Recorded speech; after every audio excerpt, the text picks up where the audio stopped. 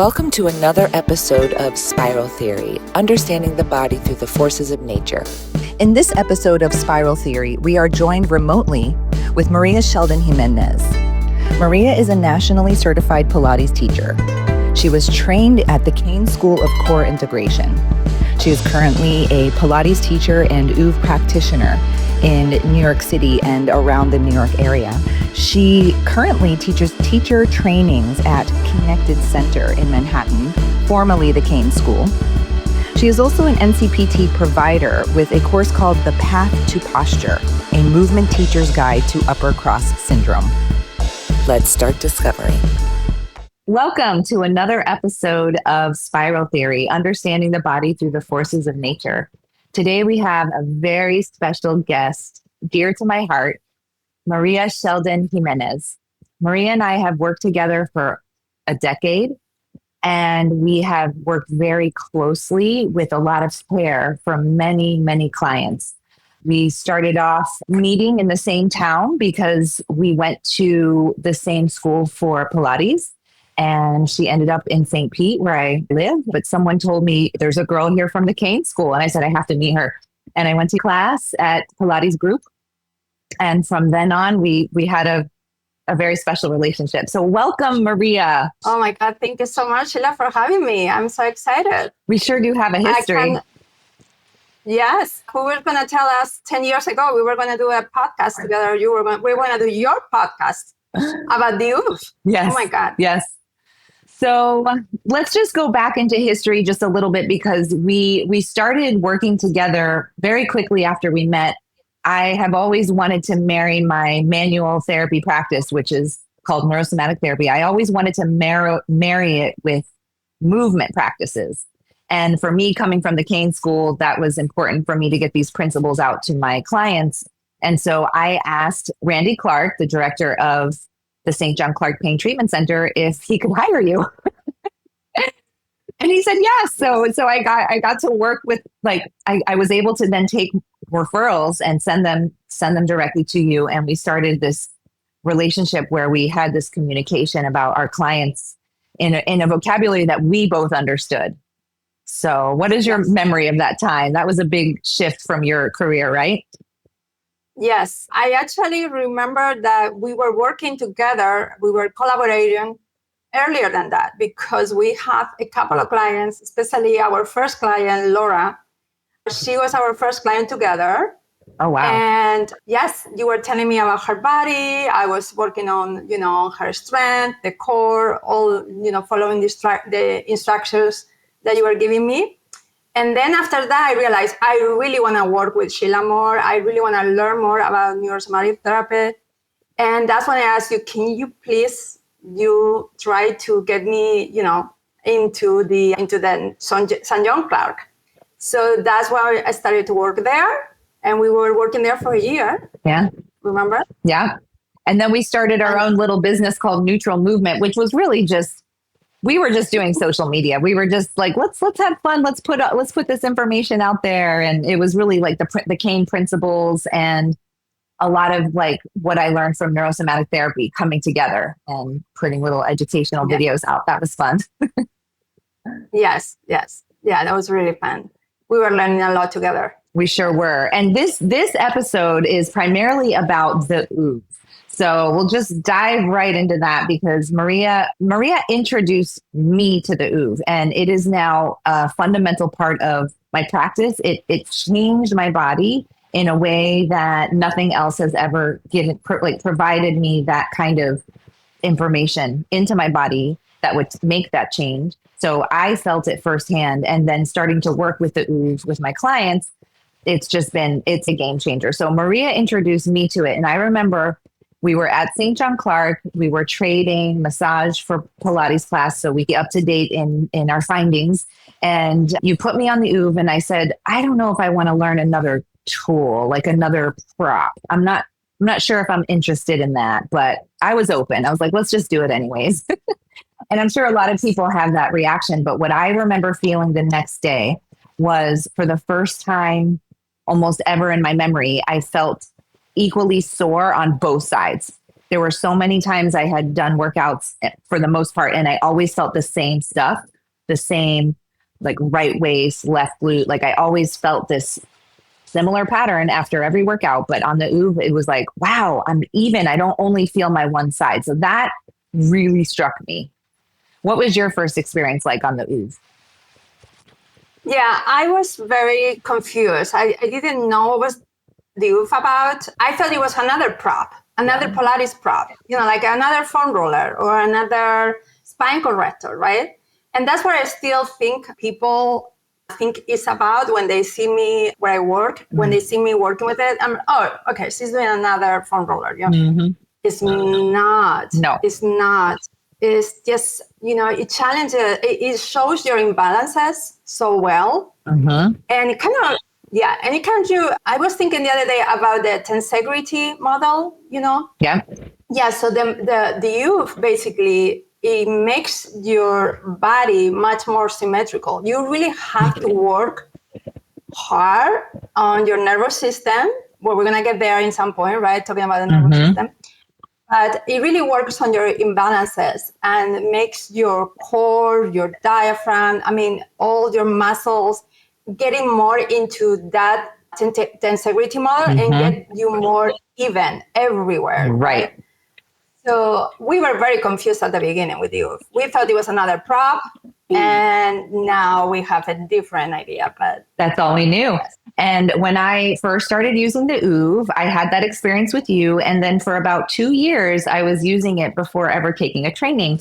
And my experience with it at that point was stretching, restorative yoga, just laying on it, feeling good, and playing, just playing. So I had no idea the potential. And when you said, there was something you said about the quality of the OOV, but one of the things that I want to point out is if you're trying to create a noticeable difference in your body, I feel like it's one of the fastest ways there, the way it works with the nervous system. It just seems to make something that would traditionally take weeks or months to strengthen, you can do in minutes. It's fascinating. And it really has to do with the fascia, which is what you were saying with tensegrity. And for those of you who don't know, the word tensegrity means tension with integrity. So that's where that evenness comes from, that feeling of balance when you're in it. Yeah. So at first we were just playing around. And we did take training with Lynn from Jacksonville. Yeah. Forgetting the name of her studio. That was in 2018, I think. And from that training, I got introduced to some concepts I had never been introduced to before. And I felt like they were extremely important for the work I was doing. And one was form closure and force closure of the SI joint, and the importance of those myofascial slings to balance, because you really have no idea until you're on this kind of structure, this thing called the OOV, how hard it is to balance. We've come up with so many strategies to make it seem like normal, where our nervous system's not challenged to stand up, usually for the most part. But when you're on the OOV, it is, because you realize how many compensations you've been doing. It points out and highlights these compensations. So what was after the training with Lynn, what was your takeaway? How are you working with clients a little differently, knowing more? Yeah, I was still very confused, to be honest with you, after that training. I think I was still using the OOV after that course, kind of like, again, like a Pilates prop, more movement, more exercises, maybe doing the typical Pilates exercise, knee falls, on the OOV. It's going to be a little more interesting because it's you are in an unstable device, right? It's challenging you in the 3 planes of movement. But I was still very confused. And I think where we both thought there is something behind this. There is more than this. And we had to keep an eye on this, because we thought this is not just a prop. This has to be something else that we are missing here, right? Absolutely. So Yes, yeah. So answering your question, I was basically keep using the OOV as a prop at with my that point. clients. Mm-hmm. Yeah, and some of my clients, our clients together, they start getting OOVs, remember, and they start doing some homework at home. Even some of them, they just laying there on the OOV, relaxing. Some of them are meditating there, right? Which is great because it creates a lot of decompression of the spine, right? Correct. And it opens your diaphragm. It makes you breathe better. You know, diaphragm is in a better position, better alignment to work properly. But coming back to the training, I think we are still very confused, and we were, thinking like there is something else here we're missing. So from this point in our timeline, I'll just backtrack a little and mention that when we got into those bigger concepts with the myofascial slings and the form and force closure, which I'll just describe really quickly, the way the sacrum fits into the iliums in the pelvis. Actually, if anyone's watching, I have a pelvis right here. So the way the sacrum fits into the iliums like this in architecture, the way it is architecturally, that is called form closure. And the second we start moving, now we're dealing with force fields through our fascia, perpendicular to the SI joint into the ground with something called ground reaction force, which comes with Newton's law, comes back through that same place. So we have force coming down and force going up with things like gait, locomotion, this kind of motion, this torque motion, all this fascia in the pelvis is what spring loads us for power to move forward. So this is a common place where a lot of our postural issues get stuck in the SI joints, which we send signals through the rest of the spine if this is imbalance. This is the center of gravity. So with this new information on the OOV and how it pointed out my rotational imbalance, I started to get really excited because it seemed to be having an effect on my leg length difference, which was the most exciting thing for me. And what I didn't realize is I was so stuck in a dominant force closure situation, which means also a dominant myofascial sling, oblique sling dominance. So that created a torque that was constant in my body. It was always there. And that then unfolds into a scoliotic pattern. So just laying on the OOV seemed to unwind my pelvis in a way that I just always craved, but I didn't know how to find it. And it was de-rotating my trunk. So can you speak a little bit about the kind of the rotational instability and why that's like in the forefront of why we think this is so important? Yeah, I think what I learned from the training, one of the things I learned is about the myofascial slings. I was not very aware of those. So we started, maybe you knew a lot already about that, but I was not very aware of Tom Myers and Andrew Fleming work about myofascial slings. And that's when I started to realize, the spiral, right? How much the rotations are in our bodies, it's from your big toe until, your cranium. It's just so crazy. And how much we compensate. So the OOV is a great way to find those imbalances and really keep getting deeper into how I'm compensating with my body on the OOV, because the OOV is going to show your imbalances, your pattern, right? So I think the OOV is not just it's an assessment tool. It's a correction tool. You can correct your pattern there. It's a motor control, right, as well. And also it's a performance tool. So that's why this thing is just so amazing. Yeah, it's valuable for people at all levels. So if all you know how to do is lie on it or sit on a balanced sit, which is his other product just for sitting, if you don't know what to do and all you're doing is putting your weight on it, it's working for you. And that's what it's meant to do. And that was one of the biggest paradigm shifts for you and I as Pilates teachers, ex-dancers, people that were trained their whole lives to consciously correct their position. But the paradigm shift on the OOV is it's supposed to do the work for you. We're not supposed to change how we are putting our bones to align ourselves.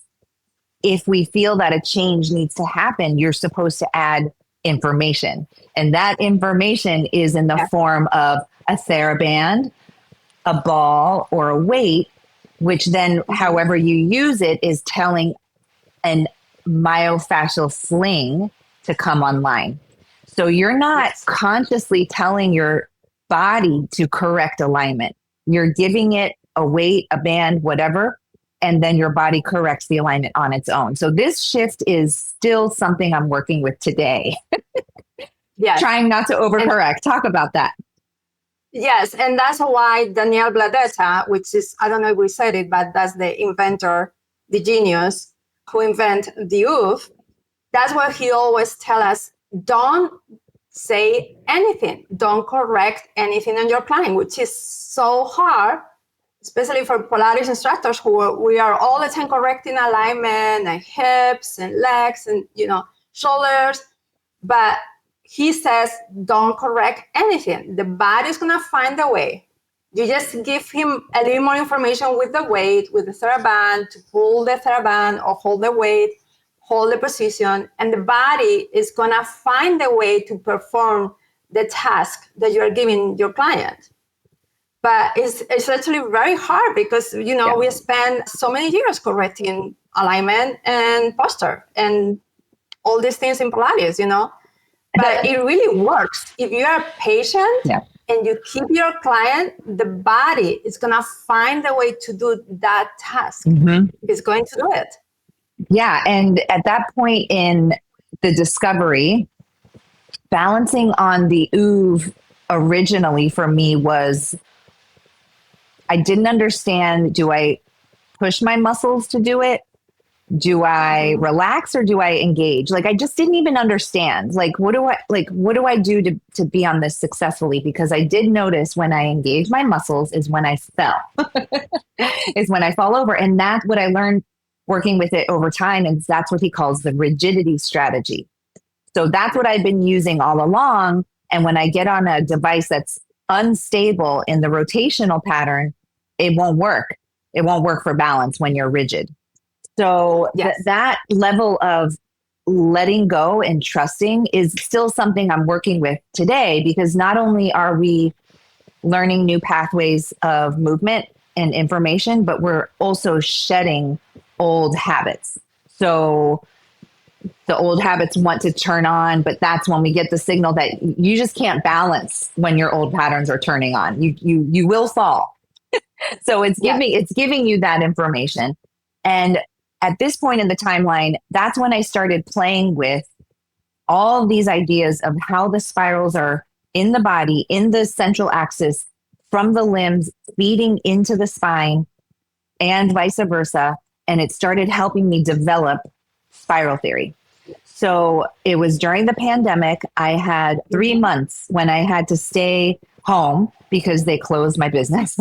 So I was home and I didn't go anywhere. And it was me and the OOV. And I said, you know what? It's time to go a little deeper here. And as I did, the strangest thing started happening, because at the time I was wearing 16 millimeters in my leg length, in one shoe, right? So to address a leg length difference that I thought was structural. So as I continued to work on the OOV during that time, the lift I was wearing seemed way too high. It was jacking up the entire side of my body. And I realized I'm unwinding. The more I'm using the OOV, I am unwinding a pattern that is part of why I have this, what I thought was a structural leg length difference. So I was starting to realize, wait, this is actually functional. And I started playing on it with my clients, and they were having a similar response. So that was a very defining moment for me as a neurosomatic therapist, to work with the orthotic of lifting one's structural leg length difference to then thinking maybe what we defined as structural is actually functional for most people, and watching people unwind and not need to rely on an orthotic. So that was huge. And the whole development of kind of thinking of the body in spirals was another huge thing at this point in our timeline. with our OOV relationship. So Yes. then we finally did level 3 and all the neurological training. And I came back from my training with Daniel Vladeta in San Francisco, which I ironically met the woman that introduced you to the OOV, which Yes. was a crazy coincidence. And when you start to understand the neurology behind it, it was eye-opening. And that's not even the full layer of where we're at today. But back then, we were understanding how important it was for our eyes and our C1, atlanto-occipital area in our eyes to be able to disassociate, and how much we rely on this solidified pattern in our cranium for the rest of our body. And we're working on things on the OOV with like a TheraBand on our head and some very strange, seemingly strange things that we're still, our clients that I love them so dearly. They're so trusting. They're trying it all with us. Then to getting to a place where the nervous system is helping us change these alignment issues that we only relied from here down in the past with our movement training. But now we're looking at here up. So, and then at this point, you were kind of coming along and doing some of this stuff, even without some of that formal training, just us working together. How did you feel during that time? I know it wasn't very comfortable for you because you hadn't heard it from Daniel himself and you're trying these strange, seemingly strange things. What was it like then? Yes. I think it was exciting from on one side because I saw you were starting to understand a little bit more, so you can translate for me, right? So we can apply all this to our clients that, like you said, they were they have so much patience with, with all our rehearsals, with the TheraBand and the weight and everything. So I started to understand a little bit more, right? Mm-hmm. And our clients start doing some homework at home. I felt like, okay, we are getting closer. We're getting closer. Mm-hmm. I'm so glad that you were able to, you give me the manual for level 2 and 3. So I was able to study a little bit more of that. But again, I was kind of like, I need more clarity here. I think, of course, I was very excited in some point to meet him personally and do maybe another course with him to get more clarity and more understanding. But I think I was excited because I thought we were getting closer. Mm-hmm. We were getting closer to get some answers and again, more clarity about the whole thing. I know this from the beginning, it was an amazing tool. Yeah. And I remember when through the pandemic, coming back to what you were talking about, when we were in the pandemic, one of the best things on the pandemic was that you were able to figure out that your lift was functional. So we all get rid of the lift. When you called me and said, this is functional, we don't need a lift, I was like, oh my God. The 6 millimeters I was wearing for, what was that, 2 or 3 years too, is gone. So, and then, you explained to us everything, why you thought that way. I know it was a little bit controversial with your colleagues, but you actually proved that it is functional. So we get our clients without the lift, and we get a little bit more deeper into the OOV and more into the spiral theory. And that's when the whole thing, I think, started much better, getting more like taking off, the whole spiral theory. That's I think that time. Yeah. So one thing about that period of time that we have since corrected is that we were very interested in there is a distortion and we are going to do the opposite on the OOV. And it felt good. It felt like, that feels amazing. But we're still not practicing the OOV the way Daniel envisioned.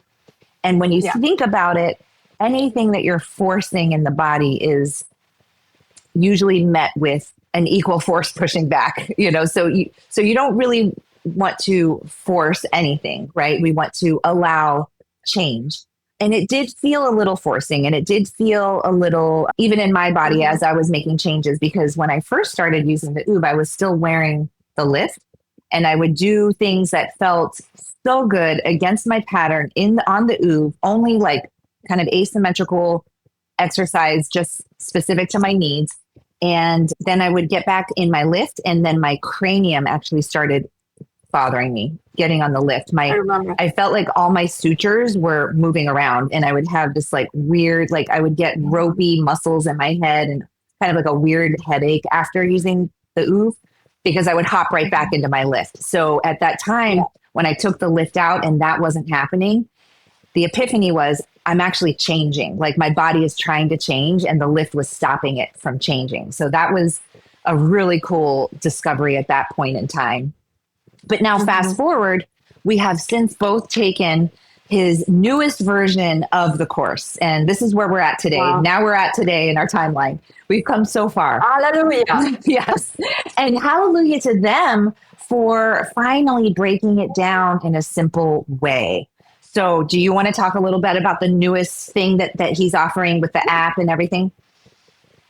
Yes. So this is the course that everybody needs to take. This is a fundamental. It's much more clear. Like I said before, the OOV is an assessment tool. So you're going to have different assessments, exercises to see where is the head and the neck of your client. Where is the diaphragm? Where is the pelvis? Where is the hips, right? How to check the shoulders, if there is more internal or external rotation.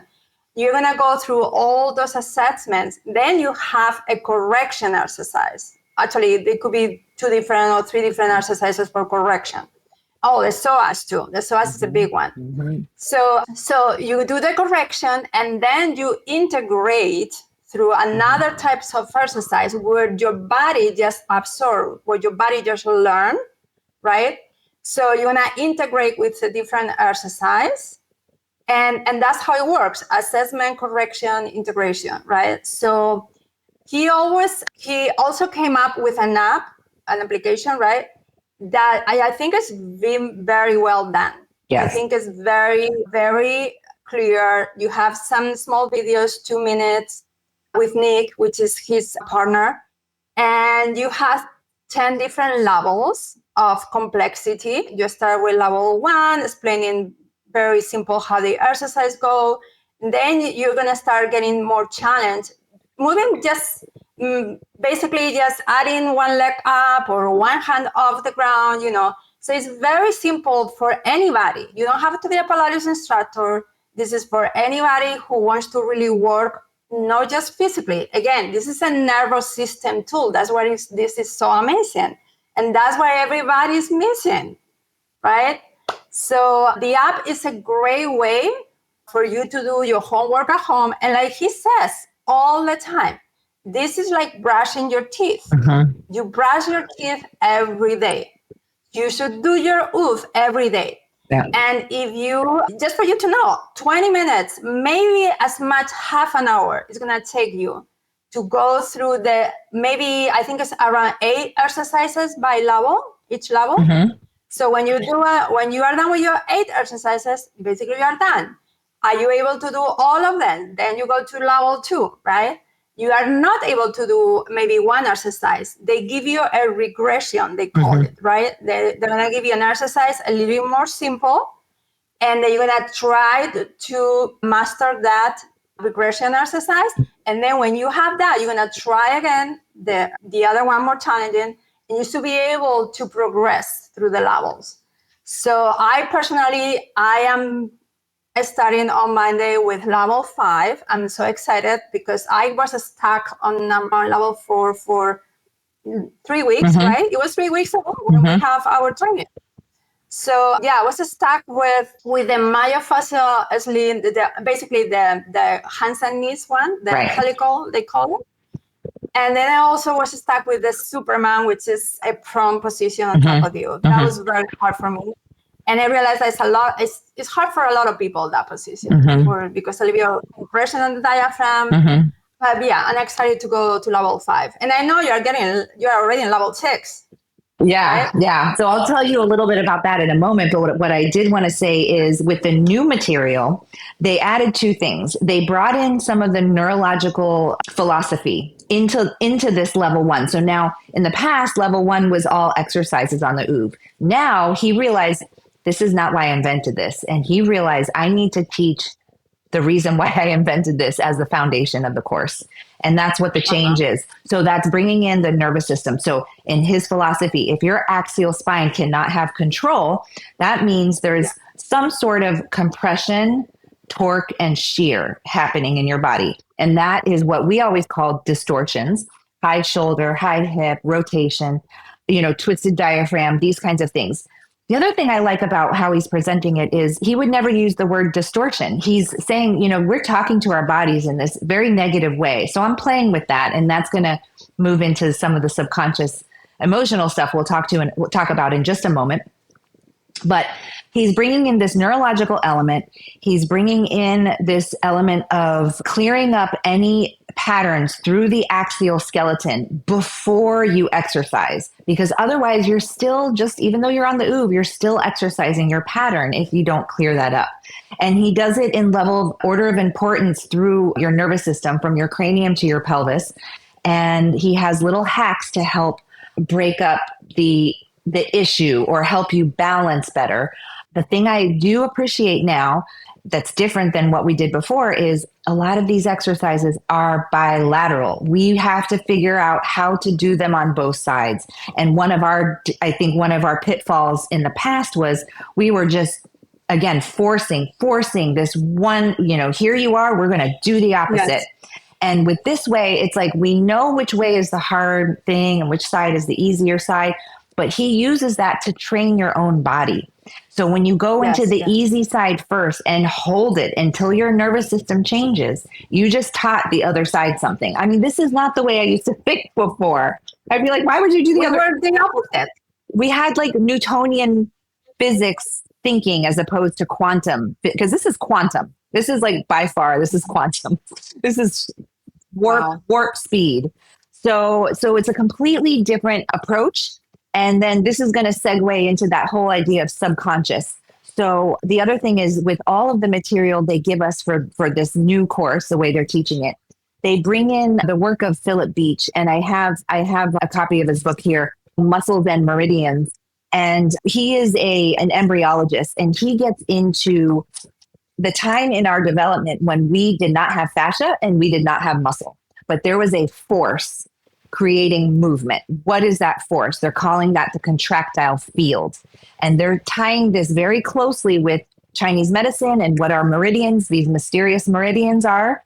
And the contractile field being pre-fascia, it's almost like more embedded in our subconscious than our patterns. So it's like we don't have control over that time in our life. That was development. We weren't controlling it. So how do you expect to make a change consciously in a body that has something embedded in so deep in the subconscious?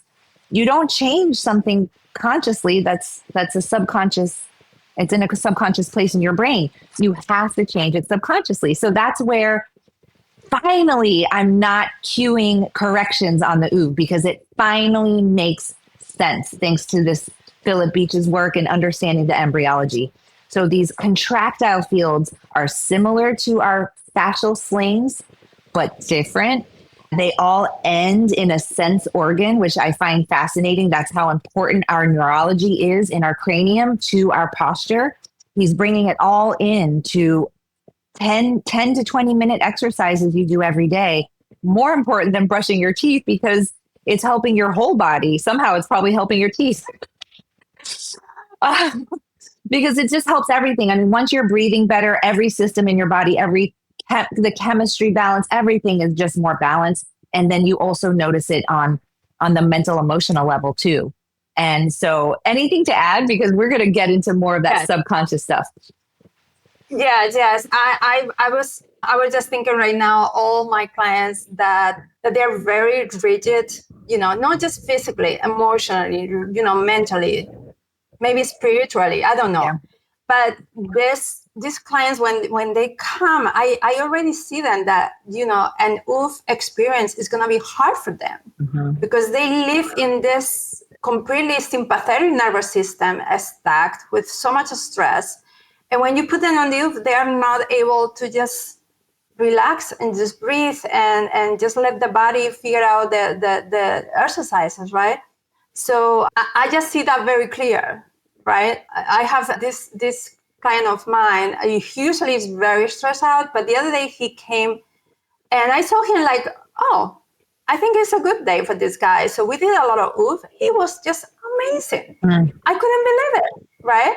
And he told me, I just came back from vacation. Of course, he was so relaxed, such in a good place. And it makes sense that he was able to actually enjoy his experience with you that day. Wow. And he actually was very successful in all the exercises, So that's why we keep going to the subconscious and the nervous system. That's why, we just keep saying the OOV is just a tool. It's just an amazing tool. It's amazing. And I'm telling you, in 5 years, every single Pilates instructor, every single physical therapist, a lot of movement therapists are going to be using the OOV. Yeah. I already see that. I think so as well. I think it's the way to the future, because here I am, a professional dancer. I've been working on body alignment my entire life, only to turn out one of the most lopsided people I know. And it has to do with a little bit being overtrained. And a lot of my realization with this has come to light with the new training, that all of my training has been like really disassociating to the point of creating more rigidity. So it's like I have to be stiff so I can move my leg up to the sky. And that had some really negative consequences. And I practiced doing that daily for years as a dancer. And I felt myself getting more and more and more crooked. And it was just like, gosh, I even teach alignment. I teach diaphragm work. Why isn't this helping? Well, because it was conscious. And it being conscious meant I was still activating my dominant pattern. So it wasn't until that first time on the OOV with you, when I felt even in my soreness, that I knew something on a subconscious level was happening, something big. You also mentioned you wanted to talk about one of your clients had a really interesting feedback for you on the OOV recently about his gut. Oh, yes. Actually, yesterday, one of my clients told me that since he's been doing the OOV, because he bought an OOV and he does work at home, he has much better digestion. I mean, he was very, very happy, very excited and very surprised also about it. I think I want to share, Shila, with our listeners also what happened on the training with my psoas. Yes, let's do that. You remember that? Mm-hmm. Yes. So this is a very good example how the nervous system plays a big role here, right? So on the training where we did the assessment for the psoas, I was not able to engage my left side, my left psoas. And Daniel talks about that could be, the reason for that, it could be that you're in a freeze mode on your nervous system. And he tells you to do a little bit of TRE exercise, which it comes from tension, trauma release exercise, right? It's trauma or That's right. I know it's tension or You're correct. Trauma, I can remember. Trauma release exercise. Yeah, so it's basically to put your body, most of the times is your legs in a position where they're going to be getting tired. It's basically like a butterfly closing your legs slow. And in some point, your legs are going to start shaking. And that's when the TRE happens, right? Your muscles start releasing a stress, right? And then after maybe, I think I was for 20 minutes, 20 minutes releasing all that stress. And after those 20 minutes, I did the assessment again. And my psoas was perfectly working. We were all like, oh, wow, this is amazing, right? And then thinking about it, I'm like, why do I have a psoas problem here? I didn't even know about it. Even when sometimes I was thinking like I have a left hip hike, blah, blah, blah, thinking always about alignment and posture. But then thinking about it, I'm like, of course I have a psoas problem, because when I was 14 years old, a tree fell down on top of me. And I was in a hospital for a month with my left leg up, so of course there was something going on there. And lately I have to do the TRE to release all that stress so I can engage my psoas, right? This is one of the examples. I mean, there are a lot out there. So where the nervous system is more involved in what we consider musculoskeletal than we would ever imagine. And so this segues really well into what you've been working with in the subconscious realm emotionally, because you and I always have felt that in order to have a really happy body, you have to be well emotionally and spiritually and have that alignment as well. So you have had some recent discoveries with a woman named Nicole Sachs. Nicole Sachs is her teacher and mentor was John Sarno, who wrote Healing Back Pain, I think in the early 90s or something like that. I mean, it's a classic. And it was a groundbreaking book because he's saying it's in your head, so it pisses people off. But in a way, he's really getting to the point where a lot, it's like you could have had injuries and you could have repetitive motion injuries and you can have wear and tear in your body. And potentially you would have less pain than someone else that had those same injuries and that same wear and tear who were in a very turmoil with their emotions. So the pain involved with the issues when they're wrapped up with emotional, like a very strong emotion was involved in that incident is different than someone where a very strong emotion was not involved in that incident. And so it's almost like the kind of the deep emotional affect, it drops it deeper into our system. It like embeds it more. So we have to do some kind of work to help filter that out. And you and I have done all kinds of things. You had found a book called The Way Out. I'm forgetting the author right now. Mm-hmm. And then, the John Sarno Healing Back Pain. But then now Nicole Sachs and Mind Your Body. So tell us about your work with Nicole Sachs and Journal Speak, because it's fascinating. Yes. So this whole thing started with one of my clients here. This girl is 30 years old. She was an athlete, tennis player. She started having pain on her right hip, maybe 6 years ago. She went through all chiropractors, physical therapists, doctors. Nobody can find anything wrong with her. I started working with her doing Pilates. She really, we were a good team, right? She was starting to feel a little bit better. But then she had some setbacks and she was getting really frustrated, right? So, and one day I'm just looking at her and there is nothing wrong with this girl. She looks beautiful, fit. Why is she in so much pain? Mm-hmm. So I told her about The Way Out book, and she read the book, but then she was doing some research, and she came up with Dr. Sarno book and with Nicole Sachs. So she told me about it. We did a lot of research. Nicole Sachs has a podcast since, I think, 2018. She has a lot of followers, a lot of people who reach to her, and she's been helping a lot of people. Basically, Dr. Sarno and Nicole Sachs' theory is that we all repress our emotions. And we get to a point where our reservoir is so full of those repressed emotions that the brain that is trying to protect us, the brain is going to create something on your body, a physical pain. So we are going to focus on that physical pain to deal with that instead of the emotions because it's too hard for us. Right? So I've been reading her book. She has also an online course. What I can tell you, this client of mine and me, we've been, supporting each other through the process because I also have acid reflux for 25 years at night. And we've been doing the work together, and she couldn't walk. She couldn't walk without pain. And she went the other day for a hike of 3 miles. She's feeling much better. And it's a process. You have to do, it's called Journal Speak. Okay. If you guys want to know a little bit more about it, just look for Nicole Sachs. Very simple. It's 20 minutes writing things about your emotions that can happen on the past, on the present, or about your personality. And personally, it's been helping me a lot. My reflux is, I would say, 50% down. And this kind of matches a little bit and get to the same time I'm working so hard on the OOV, right? So it's like a perfect combination. Mm-hmm. I love it. I do my journal speak, my 10 minutes of meditation, and then my OOV. That takes me a whole hour in the morning. And I'm ready. My emotions are good. My mind is good. It's a mind-body workout, mm-hmm. right? So my emotions are out.